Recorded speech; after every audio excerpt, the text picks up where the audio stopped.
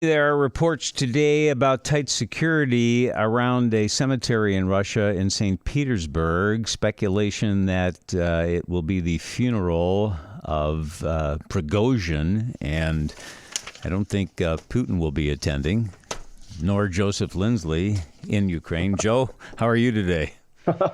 Bob, good afternoon from Kyiv. Always good to have some joke, some laughter in this time. And I don't know much about the funeral of Prigozhin. And, again, I mean, many people here, we speak of all these Prigozhin-related events as some kind of theater. There was a big story circulating at first in Russian social media that a Wagner cemetery was paved over with concrete. And we don't know the truth of it. Is Putin trying to erase memory of Wagner's existence? I think a lot of this is, as always, a sideshow, and ignoring the fact that, Wagner, as I've said many times, was the most feared part of the Russian army, and now it seems to be so much decimated that there's even rumors that Putin is trying to erase the memory that it ever existed. Meanwhile, as we look at the front line, the BBC had a main story today talking about the huge death toll for Ukrainian soldiers. That's something that has, that's been the story throughout this. I mean, back to in January in Bakhmut, sort of strange timing on that story now, because right at this moment we are starting to see, the toll has been very heavy for months, and everyone here can attest to that.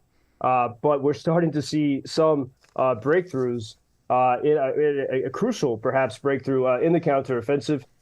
We had the story at the end of last week of that village of Robotyna, a small village, but it's crucial because, for one, the Russians have not been able to push back against the Ukrainian counteroffensive, and Ukrainians have been able to chip away. And this little village, now that the Ukrainians have this, I want to make sure I get the mileage right, but the village is it's southeast of the city of Zaporizhia, which has always been in Ukrainian hands.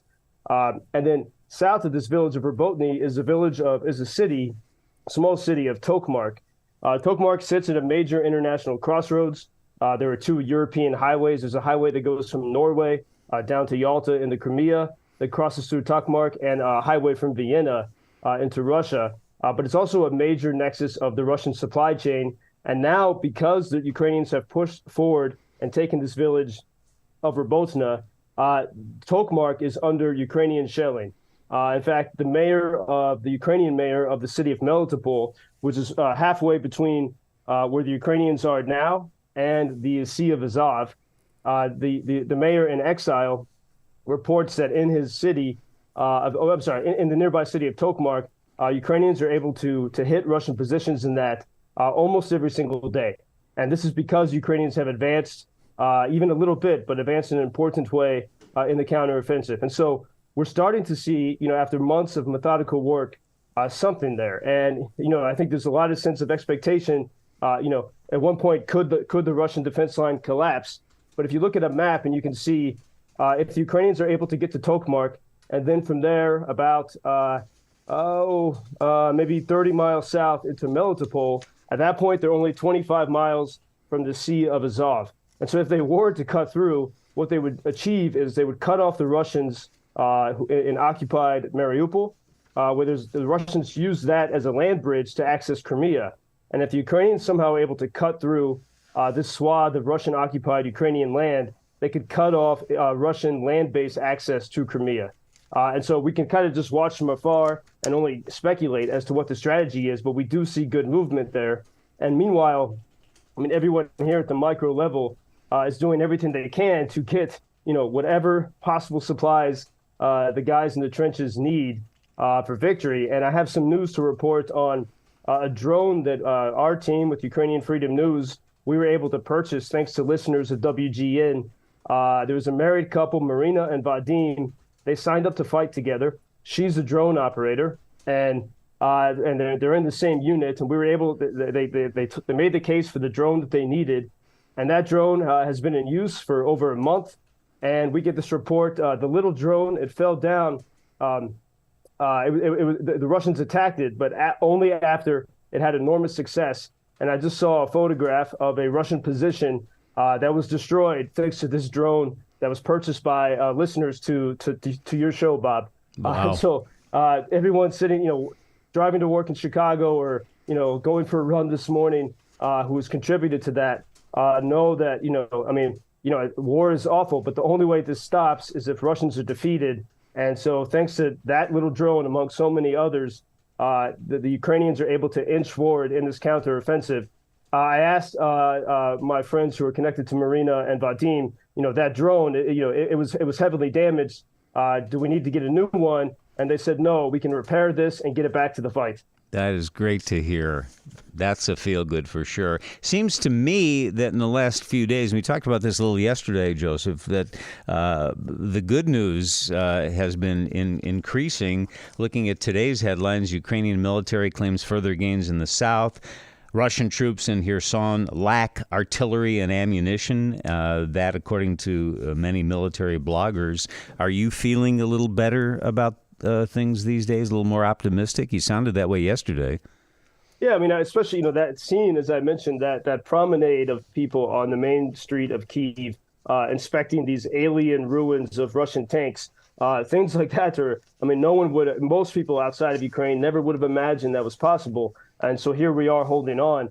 And this is, in the Republican primary debate, I think last Thursday, there's a lot of weird things and false things said about Ukraine, but Nikki Haley from South Carolina had a very strong statement, and she explained how the women of Ukraine were making Molotov cocktails to defend their cities, and while her statement was strong, it was out of date because the Molotov cocktail phase was in the first weeks and months, more than 18 months ago, and Ukrainians are so far beyond that now because Russians are no longer threatening Kyiv and Kharkiv, on the ground. They threaten these cities with missiles and drones, but they're nowhere near capable of invading these cities as they were 18 months ago. And so I think that information needs to be updated in the States because, this gets sort of skewed. I mean, yes, the toll is high and the counteroffensive is slow, but we have to remember, the situation could very easily be otherwise had Ukrainians not resisted, had weapons not come in from the West.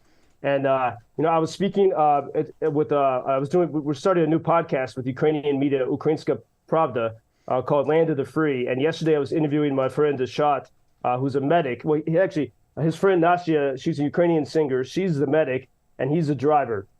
And they go into, evacuate wounded soldiers. And so you hear this, every time they get a wounded soldier in their makeshift ambulance, the first thing the soldier says is, give me some kind of painkiller, send me back to the fight. They said they hear this response so often. Everyone is so committed to their comrades and to standing against the Russian invaders. So they have to kind of calm them down and take care of these soldiers. But my friend Ashot, his medic, Nastya, she's a pretty well-known underground Ukrainian singer. She's got a lot of popular music videos here. And so when the soldiers, wounded soldiers, she's there trying to make sure they don't lose arms and legs. And they see her and they recognize her. And it's sort of a surreal thing. They see a famous singer who they really adore, and she's saving their lives. And in some ways, that feels like a dream. But here you see how, every bit of Ukrainian society is working together. And I think that gives people continued energy and optimism. It's a scorcher day here, about 93 degrees. So I was running early this morning. And as I run past the coffee shops and cafes, I hear so many foreigners and Ukrainians collaborating on training, on getting supplies. You see that everywhere you go here. And so, yes, I'll say that there's a huge need for ammunition. And I think that, the Ukrainians still do not have enough ammunition, even in the front lines, to achieve what they need. And that's an ongoing thing. But there is still an incredible sense of energy and optimism, even despite, the continued heavy losses. I'll tell you something, Joseph. I try to jog every few days, do my 3 miles, and I look for excuses not to go out there and do it. And then I think of you braving missile attacks and going out for your morning run. So that that motivates me. I just wanted to remind people if they want to help the cause. Also, if you want to see videos and check out the links to Joseph's podcasts, and you can just go to WGNRadio.com. Just go to our show page there, and you'll see our conversations. You can hear them, and then all the information about Joseph and Ukrainian Freedom News is there posted. WGNRadio.com, the Sirott show page. It's all there. Thank you, Bob. And when you go running, think of my friend Stas, who lost his leg in battle and goes swimming every day. So we can all get up and do it. Oh, for sure. Have a good day, Joseph. Thanks. You. Thank you for introducing Ukraine on your social media pages. That's very important that much more people can get more information about the situation here and how everybody can help Ukraine to stay stronger and to save all the world. Що він сказав? Well, which side are you on? На чій ти стороні? Come on now. Oh, which side are you on? На чій ти стороні?